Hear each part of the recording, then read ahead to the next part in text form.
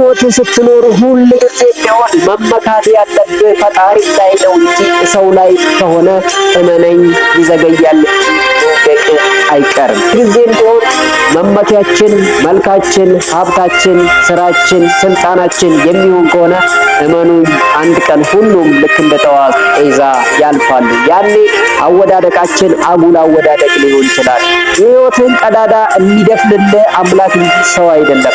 ቀዳዳህን ወይም ደግሞ የሕይወትን ስልቻ ሰዎች ይሞሉልኛል ብለህ የምታስብ ከሆነ በሕይወትህ ትልቁን ስህተት እየተሳሳትክ እንደሆነ ልነግርህ እፈልጋለሁ። ማንም ቢሆን የሚመካ ቢኖር በአምላኩ ይመካ እንጂ በሰው ይመካ አልተባለም። ብዙዎቻችን በዚህ ሰዓት በስልጣናችን እንመካለን። ብዙዎቻችን በዘመዶቻችን እንመካለን። ብዙዎቻችን በእውቀታችን እንመካለን። ብዙዎቻችን ደግሞ ባለን ሀብት እንመካለን። ይሄ ነገር ሁሉ ግን አንድ ቀን ያለፈ ጊዜ አወዳደቃችን ከንቱ አወዳደቅ ሊሆን ይችላል። የሚመካ ቢኖር በእግዚአብሔር ይመካ ተብሎ ተጽፏል። ችግራችንን ጎዶላችንን የሚሞላ አምላክ እንጂ ሰው አይደለም።